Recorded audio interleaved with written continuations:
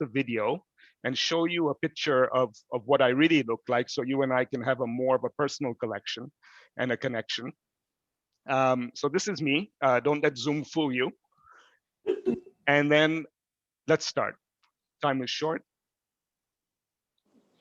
So again, as I mentioned early on, is that I've been thinking about parks and gardens and what it means, especially during this time of COVID. And when all of us are stuck inside, we can't go out. What does it mean? And what is the sense of meaning of that you get when you think of parks and gardens? For me, certainly, I remember making my first friends in a sandpit, my first game of football at the school park, playing tag, flying my first kite, playing catch. My first fight actually took place in a park near my school.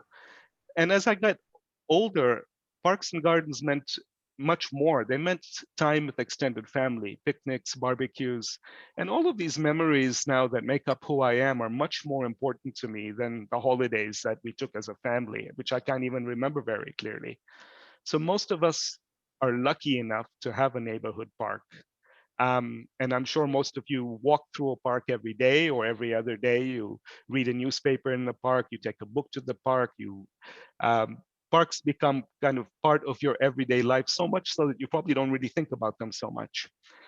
So let's go to Cairo.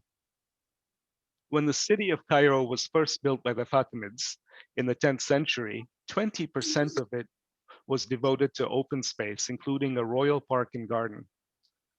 This afternoon, we understand, chaired by... I'm sorry, does somebody have their... Yeah, if you could mute, please, thank you. This once magnificent city was crumbling under its own weight. And today, Cairo is certainly one of the most densest cities in the world. Andy, you got it? Cairo has a population now of 20 million people. And one study found that the amount of green space per inhabitant was roughly equivalent to the size of a footprint. This is one of the lowest proportions in the world. So in 1984, at the conclusion of an international seminar in Cairo organized by the Aga Khan Award for Architecture, His Highness the Aga Khan announced his decision to create a park for the citizens of Cairo. Now, this came as a surprise, not only to the governor of Cairo, who was there in attendance, but also to the staff of the award, who had never designed or built a park. This was pretty much the forerunner to forming the trust. At that time, the Aga Khan Trust for Culture didn't exist. It was only the Award for Architecture.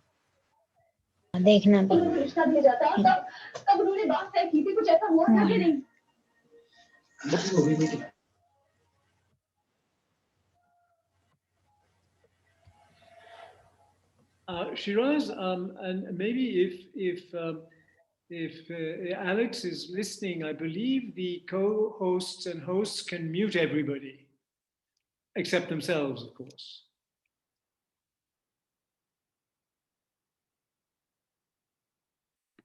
If I could, really sorry to interrupt. This is Steve.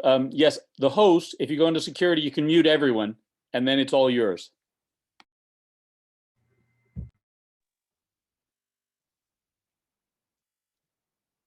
Hi, Stephen. Thank you for that tip. Alex, I'm hoping that you've muted everyone. I have muted everyone, yeah. Okay, great. Good, then I'm ready to start again. So let's go back to Cairo. In Cairo, let me just make sure I'm on the right slide, and I apologize. Okay. Is everyone seeing the crumbling facades of Cairo?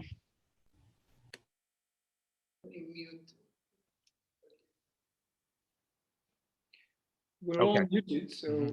Okay. His Highness the Aga Khan, who was a direct descendant of the Fatimid founders of Cairo, saw in the crumbling facades of old Cairo a challenge really to do something in the face of problems such as lack of housing, a lack of infrastructure, disappearing green space. And the offer of a gift arose from the warnings from experts about the future of Cairo. At the same time, and perhaps even more importantly though, also from His Highness's deep connection with the city of his ancestors. So the story is quite interesting. His Highness was offered 3 sites by the governor of Cairo. One of those sites was deemed a non-starter, meaning that the governor put that site in there so His Highness would pick one of the other 2 sites. He wanted to steer His Highness into selecting the site that he had wanted the park to be in. Well, transformation is never easy, and His Highness understood that if he wanted to transform Cairo and the lives of his citizens, a bold move was absolutely necessary. He selected the 3rd option, a derelict site, a 30-hectare mound of rubble adjacent to the historic city. The site looked over a rich array of monuments, testifying to 1,000 years of history, but it posed several technical challenges. It had been a debris dump for over 500 years, and trash was smoldering in parts of the site. This site was also responsible, as the winds blew over Cairo, it was responsible for a lot of the dust and the smog that blew into the historic city, causing all kinds of health problems and other ailments. So the process of design and thinking and conceiving about this park, the question was, how do you reconcile conservation and development? And it's in this context that the Aga Khan Trust for Culture began experimenting with the notion that rather than being just a financial liability, as green spaces and parks were considered, they could be catalysts for positive economic, social, and cultural change. This was a new hypothesis that hadn't been tested before in the Muslim world. Could this park do more? Could it be more than just a pretty place? Could it actually spur change? And implicit in this notion is the idea that green spaces could become self-sustaining rather than burdens on municipal finances. So the park project was therefore intended to be a case study for a variety of development challenges, ranging from environmental rehabilitation to cultural restoration. The objective was really to create a model of development that could be sustainable and replicated in many other settings. So when we were constructing the park back in the early 90s, we were told that, first of all, no one would pay to enter a park in Cairo. It wasn't done. That the park would run deficits for many, many, many years, and that the trust would have to subsidize the park. That the citizens of Cairo would not take care of the park, that it would be destroyed in its first few years of operation. Well, the park opened in 2005. It's still running today. And prior to the COVID crisis, Al-Azhar Park was averaging 1.6 million visitors per year, and was making a surplus of revenue over expenditure of over $1 million US. Now, the park is non-for-profit. Those surpluses are reinvested into social programs. And the trust, but what I do want to say is that this place is a place now where we've built a sense of civic responsibility. People are willing to pay a nominal price for something of quality. People are willing to take care of that space that they see as their own. And people are also willing to share that space. This is a space where doctors and taxi cab drivers picnic in the same shared area. Now that's rare for Cairo.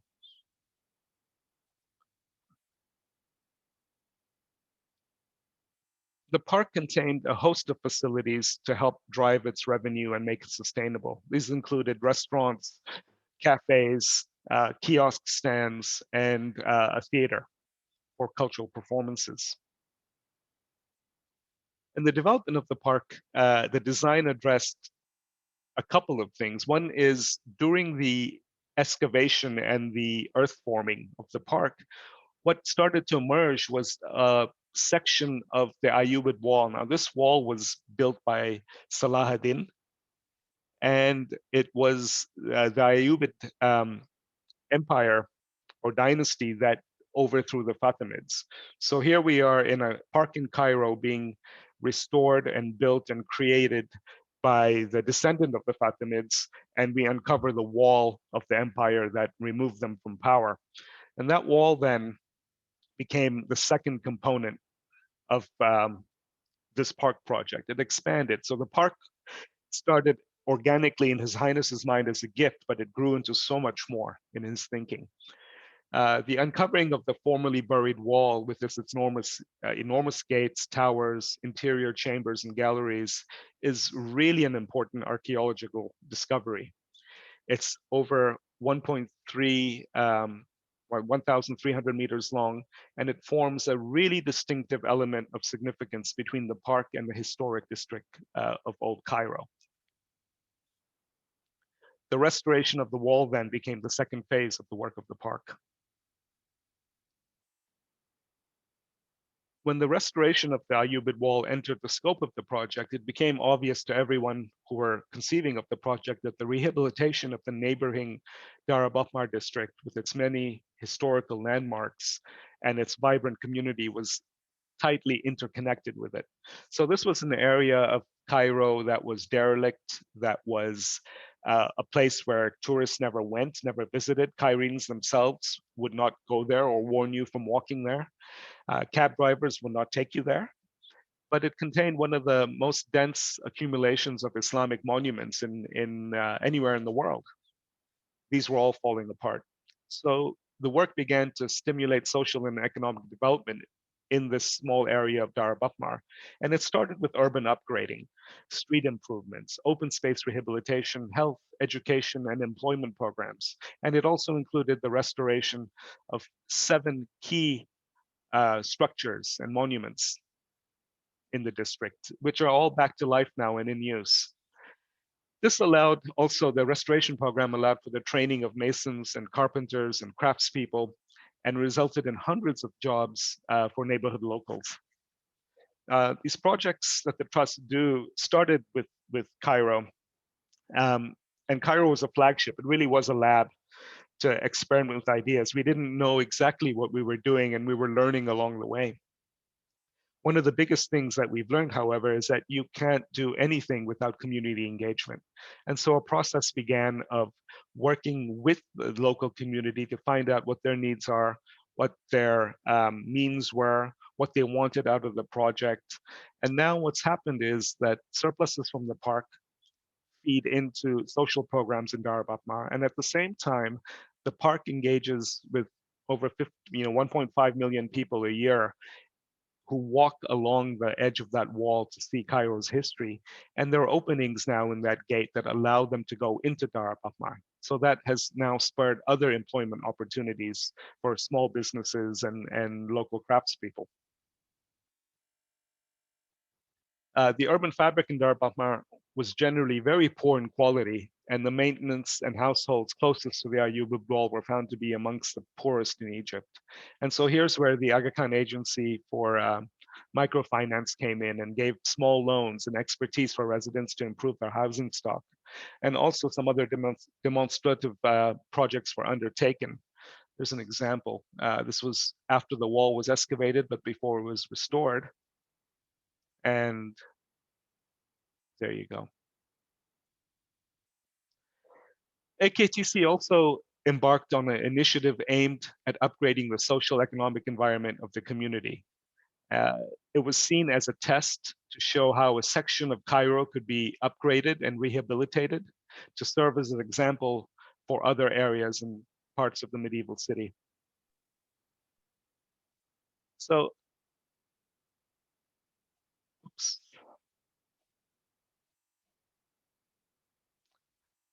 As you can see, the project is much deeper than just a pretty park.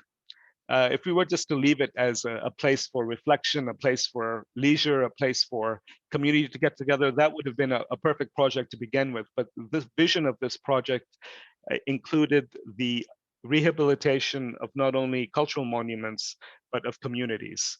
And so when it opened to the public in 2005, it marked a turning point in the lives of Cairenes as it offered quality green space and amenities. The park demonstrates its potential to both be a playground and a powerhouse of a new urban ecology. Parks can create a sense of well-being, goodwill, and value in disfavored communities by creating common ground. And that's what we've found. This flagship model is one that we took and we've exported it around the world in our other park projects, which I'll share with you shortly. So, successful parks, they inspire residents, they provide leisure to viewers, and they foster civil society in the important realm of leisure and connection to nature and the environment. In the gift of Al-Azhar Park, His Highness planted the seeds for the establishment of the Aga Khan Historic Cities program and for other parks and garden projects all the way from Mali to India.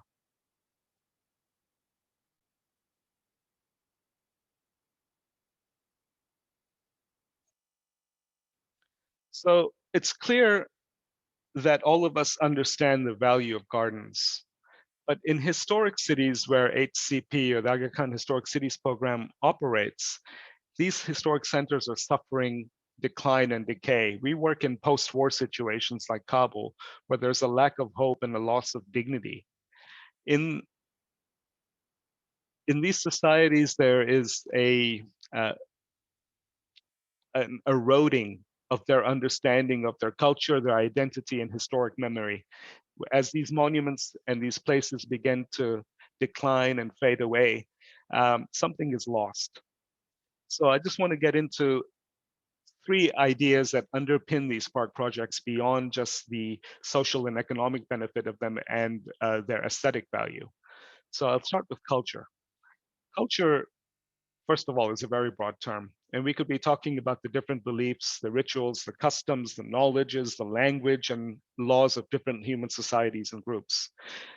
These have all developed by a combination of human thought and an environment. We could also be referring to the arts and heritage of different societies, and this includes value systems and traditions. Culture is responsible for how we came to be. It's responsible for a very large part of who we are, and it influences who we will become. Identity is a shifting concept of self, and it's an important contributor to people's well-being.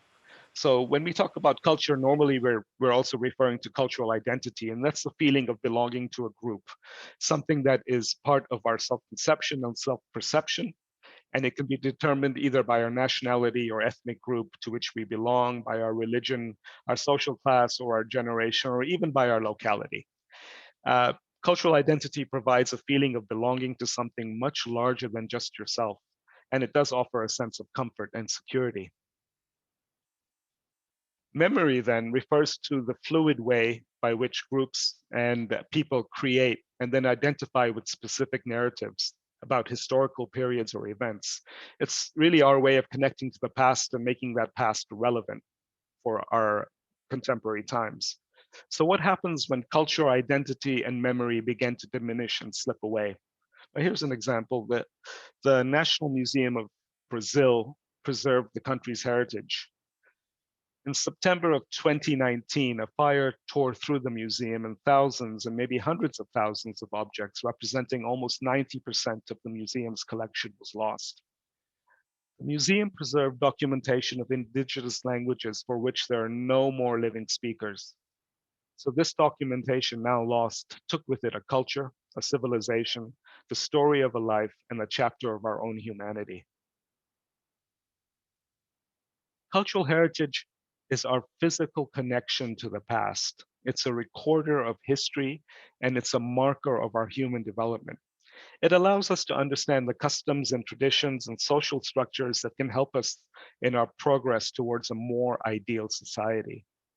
And without this sense of cultural identity, what happens is that social cohesion gradually dissolves and human groups lose their necessary point of reference, not only to relate with each other, but to relate with other groups. And that's what we're seeing today in the Muslim world, unfortunately. We're living right now in a time where contact between different peoples and cultures and religions has never been greater than any period in human history. However, the promise of digital technologies bringing the world closer has not been realized. The world is getting more polarized, and we're finding that the more we get to know each other, the less we like each other. Muslim societies face a number of serious challenges. We are struggling with population growth, poverty, environmental degradation, and many Muslim countries are on the front lines of climate change, Bangladesh being one of them. So as these symbols of pride and identity are disappearing, this leads to a sense of exclusion and alienation. And as a result, Muslims are really questioning their place and insertion into a rapidly changing world. The Muslim world is disappearing, and I don't mean that figuratively, but the way I mean it is that if you look at what happened to Africa in the 20th century, it was wiped off the mental map of our world. As we understood how we fit in our connection, Africa didn't play a part in that. The Muslim world, the same thing is happening. I remember taking a course on a survey course on the history of architecture, and we covered. We started with the Babylonians and went to the Egyptians and then the Greeks and the Romans and ended up then all of a sudden from the Romans to the Renaissance. And we covered, I believe, in half an hour, the Muslim contribution to world architecture. And that was, a slide of the Taj Mahal. And I don't think that's changed very much. So I'd like to speak to, that was an introduction. I'd like to speak to you about the Aga Khan Historic Cities Program, and its aim, which is to improve the quality of life of people by improving their built and natural environment. It's that simple. However, underpinning this is the strengthening of identity and creating connections with the past in ways that are both meaningful and beneficial. As I said, these projects are laboratories. We test hypotheses. We use a large urban lab with various harsh conditions and test what methods work, which don't work, what lessons can we learn, and we apply them in the next project. So how can these sites, cultural sites, become catalysts for social and economic change? Well, one way that we've learned from Cairo is that the urban regeneration process takes a variety of players and stakeholders. It includes governments, it includes civil society, and it includes foundations and organizations like AKTC. And certainly it includes communities coming together. What we do is, in all of our projects, we do baseline surveys where we understand what the means are, what the literacy levels are, what the education levels are, the health conditions, and we measure those constantly. We go back every year and measure them to make sure that our projects are having an impact. And if they're not, we change things. So, from Cairo to Kabul. In 2002, following a decade of conflict, the city of Kabul resembled a post-apocalyptic landscape. It was ravaged by urban warfare, resulted in widespread destruction of both the built and natural environment.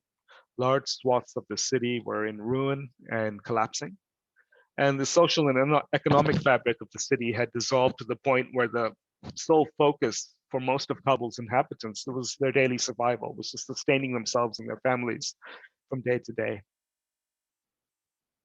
So by the time fighting broke out in Kabul in 1993, the character of Bagi Babur, which was a 16th century walled and terraced garden containing the tomb of Babur, the first Mughal emperor, was already much altered and the site was in very poor condition.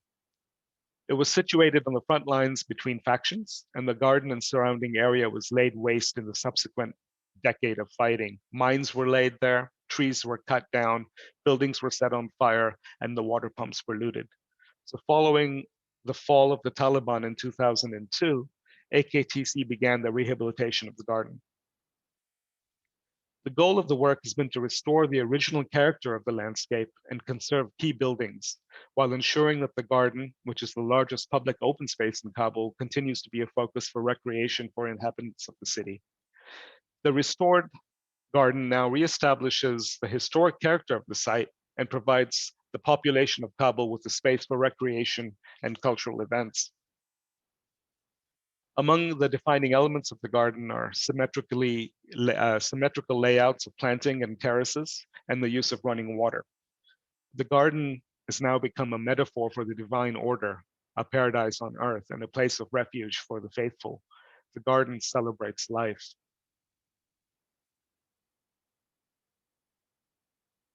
The surrounding community, like in Cairo, was also engaged and employed directly in the project. And through the process, members provided input on the rehabilitation process, learned new skills and trades, earned and invested income in their households, and built and renewed their homes and provided for their families. This garden as well, within its second year of operation, was running a surplus. People in Kabul, um, even with at kind of extreme levels of poverty, were willing to pay a nominal fee to enter the park, to take care of the park for future generations. So since restoration was completed in 2008, there have been more than 7 million visitors to Babur's garden, people of all ages, representing all of Afghan's ethnic groups, men, women, children, all benefiting from the tranquility of a landscape immersed in history, while incrementally reconciling with social divisions sown through years of conflict. Seldom does a place impact people in this way. This garden helps expand their understanding of history while nurturing their aspirations for the future. It's become a symbol of cultural recovery in Afghanistan. Also in Kabul, for decades, what's happened during the war was open spaces have been systematically encroached upon by small-scale itinerant commerce, mostly housed in containers. You see this all over the world. This is usually due to the inability or unwillingness of authorities to enforce laws or regulating the use of public space. This has been the case with the Timor Shah Mausoleum, one of the largest surviving monuments in central Kabul. This was damaged also during decades of fighting.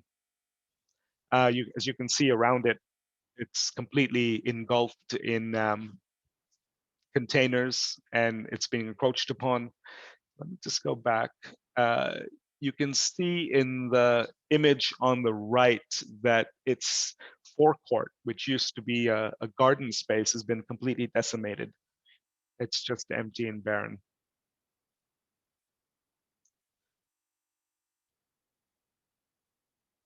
And this is the space today. You can see that the wall around it has been reclaimed. A perimeter wall was built, the garden has been replanted, and its connection to the riverfront has been restored. It stands as an important vestige of the past in an area of the city that continues to be radically transformed. Today, it's used for exhibitions, educational events, and as a historic site visited by thousands of school children each year. Also in Kabul is the Chihul Garden. This is our latest project, completed in 2018. And this was once a public garden that had fallen again into ruin during the war. You can see the images here between 2004 and 2018, the difference. And the intention here was to provide a high quality public space for social and cultural interaction, educational programming, sports and recreational activities. It was also a building project. AKTC built conference facilities, restaurants, sports facilities to make this garden completely open to the public and for their use. Now, the buildings I'm going to show you in Chihul Garden actually come from a long tradition of rammed earth buildings. AKTC was also instrumental in the conservation of the No Gumbad Mosque in Balkh. And this mosque was built by rammed earth technology, which is basically soil and gravel being compacted into wood forms. And so when considering His Highness's commitment to innovative, high-quality architecture, the project sought to address the challenges of rehabilitation by designing buildings and landscapes that are programmatically driven but specific to the context. Here, the forms, materials, and building techniques are rooted in the culture, and you see some of these buildings in this slide.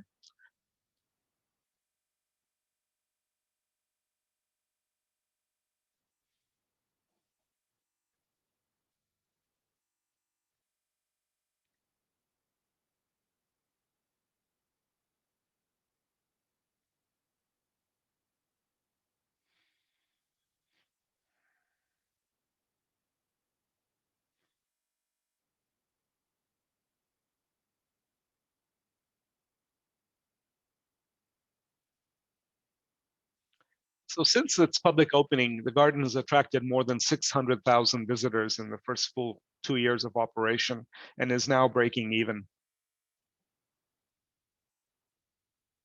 From Kabul, we go to Delhi and to another Mughal monument. Located right in the heart of New Delhi is the setting of Humayun's tomb, which is a World Heritage Site, and it's dotted with over 100 monuments. The project area could be the most or the densest ensemble of medieval Islamic buildings in India. More importantly, though, the densely populated area of Nizamuddin Basti, which you see on your lower left, is a repository of 700 years of living culture, and it's recognized for its pluralistic traditions. Together, this ensemble creates a vast area of monuments, green space, and facilities and services. So in 2002, I believe, or 2003, on the 50th anniversary of India's independence, His Highness offered another gift. He offered to restore the Humayun's tomb garden. What His Highness wanted to do at the time was also to create a critical mass of activities in India. Now, how do you create a critical mass of activities in a country as large as India? Well, first you operate in the capital. You do a demonstrative project of such scale that politicians and journalists and the people themselves begin to notice it. They use it, they feel its importance, and they can see the change. So the objective of the project was to not only revitalize the gardens, the pathways, the fountains, and the water channels, but also build critical mass of AKD activity in India. The tomb and the gardens are considered one of the precursors of the Taj Mahal, and this was the first privately funded restoration of a World Heritage Site in India, and it was completed in 2004.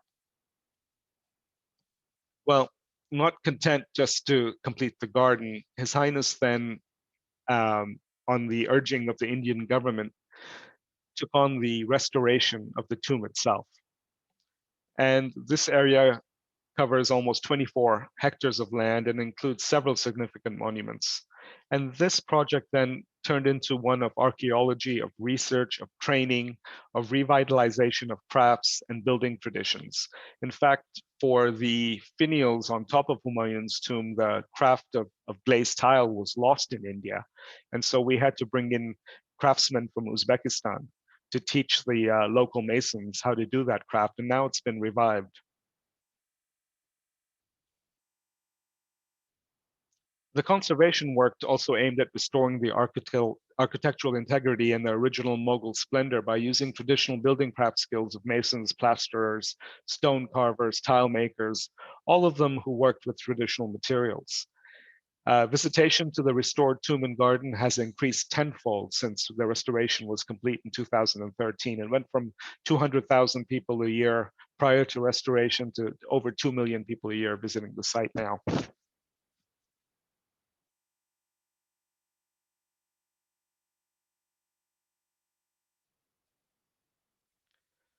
So in Nizamuddin Basti, which is the community I spoke about in the very beginning, is that these people, the inhabitants, the communities of the community of the Basti, are bearers of a living tradition that have survived over many centuries. Yet many residents here did not have access to even the most basic urban services. So the project was also coupled with a social and environmental development plan that included conservation of key monuments in Nizamuddin Basti, sanitation and water programs, education and cultural activities in the Basti. Very much like the Cairo model. The third component of this project, adjoining Humayun's tomb, is Sunder Nursery. This was a nursery that was set up by the British in 1913, and it stands on the legendary 16th century Grand Trunk Road. Starting in 2007, AKTC developed this 70-acre site into a world-class urban park. It has distinct microhabitat zones, and it houses Delhi's ecological diversity amidst restored monuments in an effort to protect and to showcase Delhi's fast disappearing natural habitats. So those of you who have been to India know that the air quality in Delhi is horrendous. And according to a WHO survey of 1,650 world cities, Delhi is the worst of any major city in the world in terms of air pollution and smog. So the new park at Sunder Nursery introduces a major new green lung to the city. The master plan done by a Indian Muslim landscape architect, one of the few in the country, aimed at achieving a truly urban scale, deriving inspiration from the traditional Indian concepts of congruency between nature, garden, and utility, coupled with environmental conservation. Sunder Nursery has Delhi's first arboretum. It contains over 300 tree species. It offers a continuous stretch of dense green cover, providing a protected bird habitat. And over 30 butterfly species have now returned, making the park their home. The project in total has undertaken the restoration of 50 monuments across 300 acres of project area. This includes Humayun's tomb complex, Sunder Nursery, and Nizamuddin Basti, taken as one congruous site.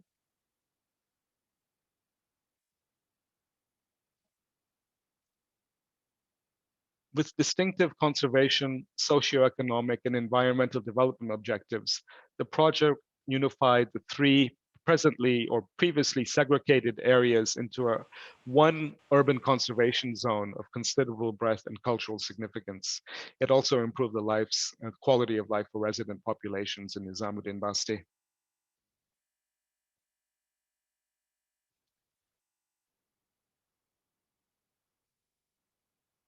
The Quran says, and I'm paraphrasing here, that every living thing is in a state of worship. When you hurt an animal, a tree, or a plant, you are harming a community of worshipers, of believers. To celebrate God's creation is to protect what she has blessed us with.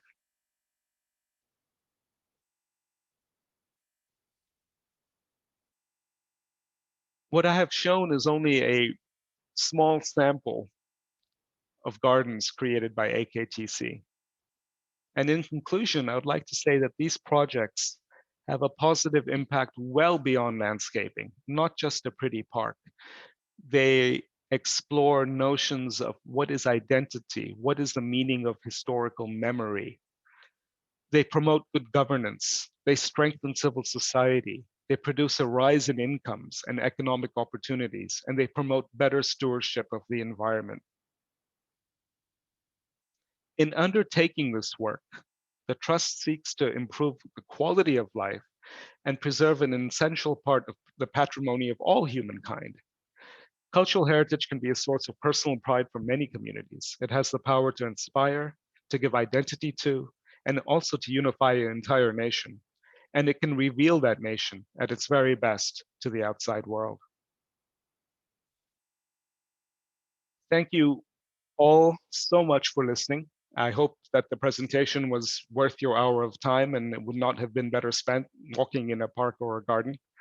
And I do thank you again and the organizers of this event. Thank you so much.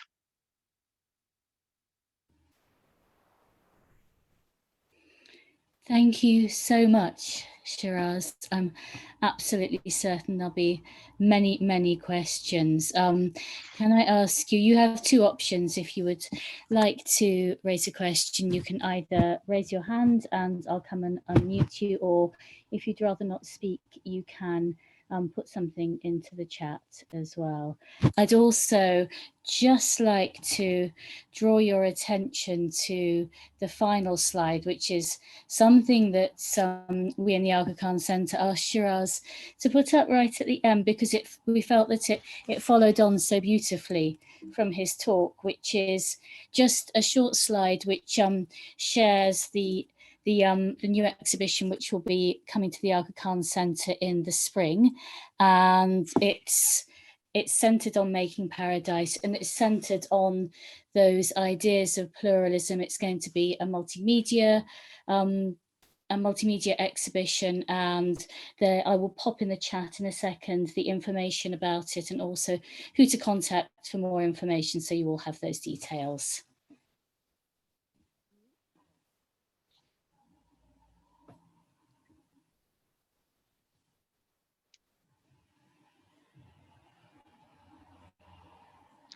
Alex, do you want me just to take questions, or will you or Yeah, Raj? that would be amazing. I'm just seeing if anything turns up in the chat, because that was a very thought-provoking talk. So Somebody has their hand up, I see. yeah, okay. So Khurshid, I've asked you to unmute.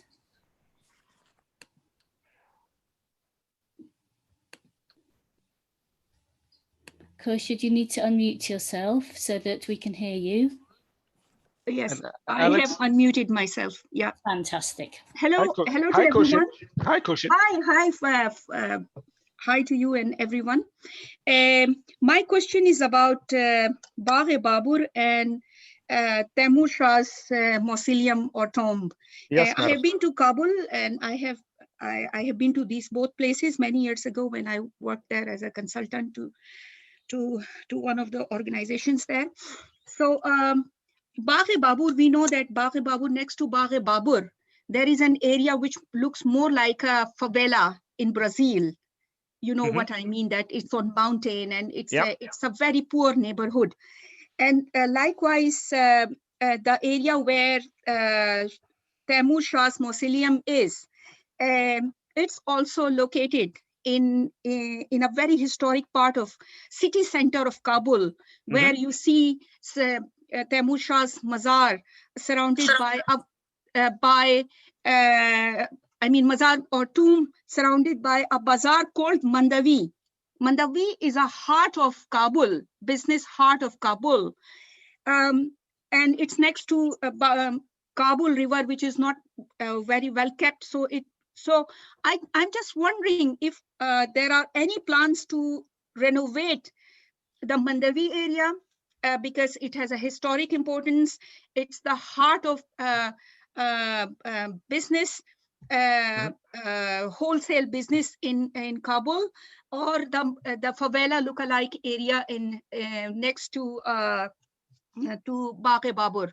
Thank you very much. No, you're more than welcome. Not that particular area, but AKTC is embarking on a very large project called the Kabul Riverfront Initiative.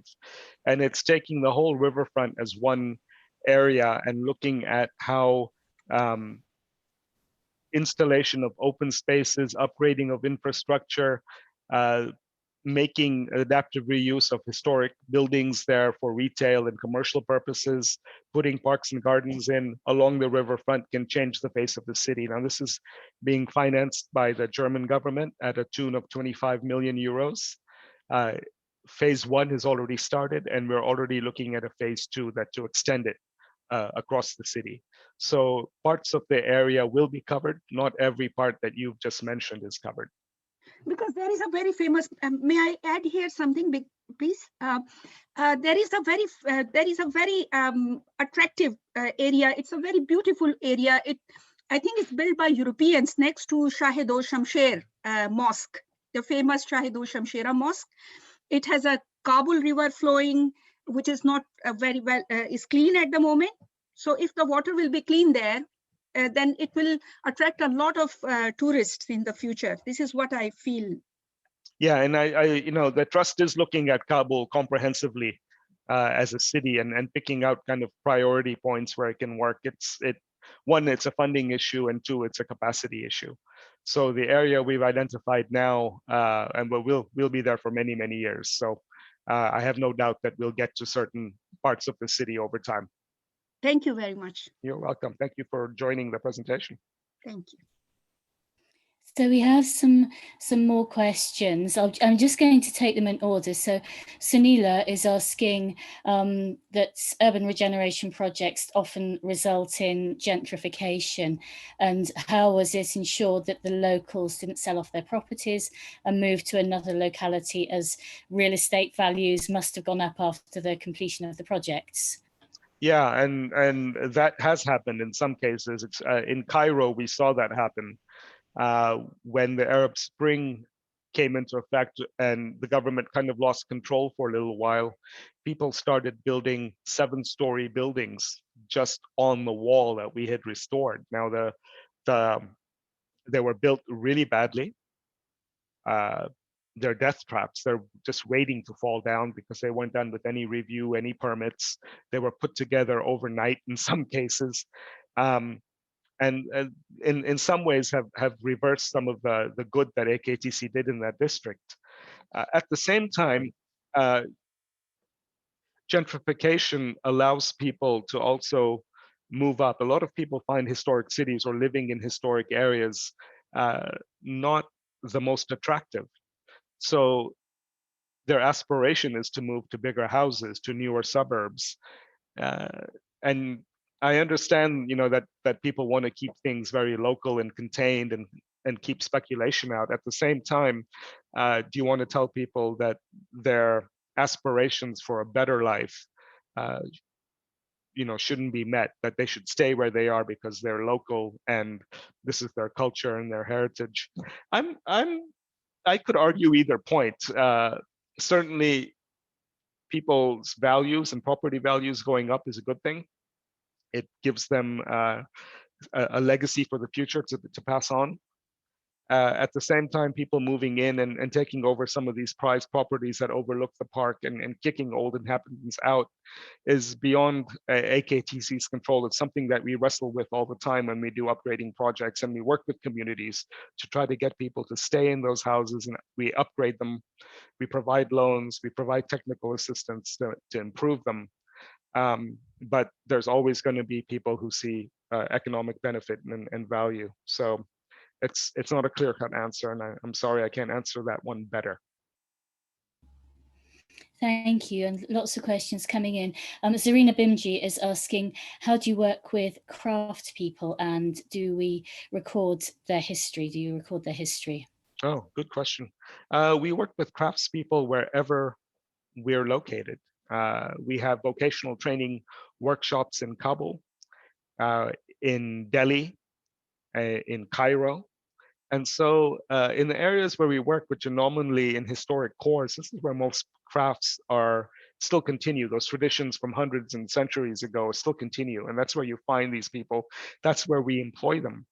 We employ them into our projects so that their skills, they can get paid for their skills, but they can also pass their skills on for the next generation. So a lot of the training of people who are now doing conservation work in Cairo came through our projects. In Kabul, a lot of elder craftspeople who are no longer around trained this current generation that are working on our projects now. And so crafts are a big part of the work that we do, a strong component of it. I didn't show it in the slides that I showed. I focused on parks and gardens, but a very big component of the work that we do is associated with crafts. And quite a nice follow-on from that, what is being done this is from Zarina Rajwani, apologies. What has been done in terms of governance, ongoing operations and sustainability of managing and operating of the parks and gardens to make it last into future decades? So about sustainability there. Yeah, so another innovative idea that we introduced was the PPP, which is a public-private partnership agreement with governments for cultural projects. This was, again, not done very, very often. And so we devised a whole system of, one, partnering with governments, but two, setting up local entities. So in Delhi, in Kabul, in all the places that we work, we have a local office manned by local people, CEO'd and chaired by local boards. And so our Geneva office does very little in terms of operations and management. All of these projects are managed locally by local teams. So AKCC has maybe 2,000 employees worldwide, but only 25 of them are at head office. The rest of them are local teams learning on the ground. And for instance, now in Kabul, the 3 gardens that I showed you are part now of a Kabul Gardens Heritage Trust. It's run by the government. We have a seat on the board, and we help the government manage these parks with advice and assistance, but we don't pay for them, and we don't operate these parks, and we don't manage them ourselves. And all of these parks are making a surplus right now. And slightly leading on from that, I guess, Aurangzeb Ali has asked, what's the criteria employed by the Historic Cities programme while selecting a city to be restored? And why have gardens been a particular focus of His Highness to bring back cultural memory? Why not markets or other local places? Yeah, great question. It could have been those things. First of all, our board decides where we go, and it's not always where there's an Ismaili community. Cairo doesn't have a Ismaili community, neither does Bamako, where we built a park. The criteria is where we can have government partners, where the work is needed the most, where we can make a difference, where we feel that the projects we do we can learn from, are innovative, are technically challenging, and are replicable and can be self-sustaining. That's basically the criteria. Now, the Muslim world is vast. The problems are, as I outlined before, are vast. And so it kind of depends on key situations that are happening. And where we think we can be the most effective with the most effective partnerships. You can't do much in places where the government is standing in your way. So you have to have an able partner to be able to do that. So we go where governments normally come and ask us. Now, the Historic Cities program has grown in depth and reputation over the years, and we get all kinds of requests. We get all kinds of funding requests. We get requests from governments, almost on a monthly basis. So it's decided by our board, on which His Highness is the chair. I believe the second question had to do with why parks and gardens as opposed to other types of spaces. Parks and gardens have an immediate effect. They affect kind of the broad range of the population, from the poorest to the richest, from different spectrums of society, children, women, men. The bazaars and the bazaar systems are patriarchal in many places. They affect only one segment of the society. And so I think the parks and gardens offered a pluralistic space where we could come in and do something of high value and high impact.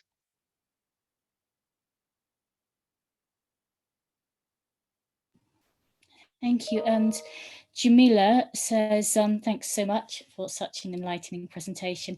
I would just like to know if AKTC has any intentions to conserve or revive the intangible aspects of cultural identity that used to be part of those restored and revived cultural and community spaces.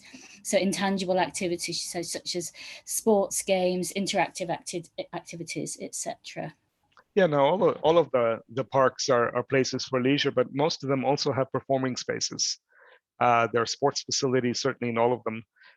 But all of them, we try to do significant cultural programming in all of our parks. And that's where some of the programming we get from the Aga Khan Music Program. So they have performances in the park, but we find local performers. We do puppet shows. We do all kinds of music festivals. We have poetry readings in our parks in Delhi. And these are a regular part of our programming. These parks are meant to be much more than, as I said, just pretty places. They're very much programmed and aimed at reviving local cultural traditions.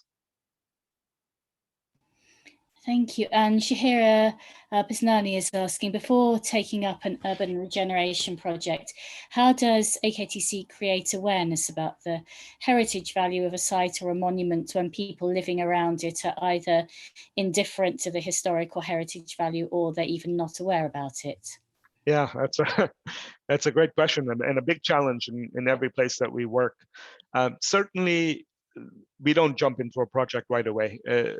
The research, the kind of background day-to-day activities that happens before we start a project mostly happens in communities. So before we even move a brick or lay a stone, work is happening in the communities for them, for the people who benefit from these monuments and these historic assets, to understand what's going to happen, to have a part in what's going to happen, to be employed in what's going to happen, to have a say in what's going to happen. And so that's the first step. And then the second step is public education. It's dealing with signposting, and tourist routes, training people from the community as tourist guides. So teaching them the history of the place and then having them impart that knowledge to people coming through. Those are all part of the programs that we have in every one of our parks. Thank you. And Nazmeen Halani is asking, does AKHC attempt to integrate its work within the school or the university curriculum? For example, are the local schools encouraged to utilise these gardens as part of their educational programmes, including the field visits? Yeah, now the parks have special days when their school visits come through. In Delhi, we have all kinds of classes on biodiversity and animals and bird species. These are run by the schools themselves. The park is used as a backdrop for these classes. AKTC itself doesn't organize them, but it makes the spaces available to those people who understand how to transmit knowledge to school children. So it's run by the schools or by the municipalities, but using the park as a resource.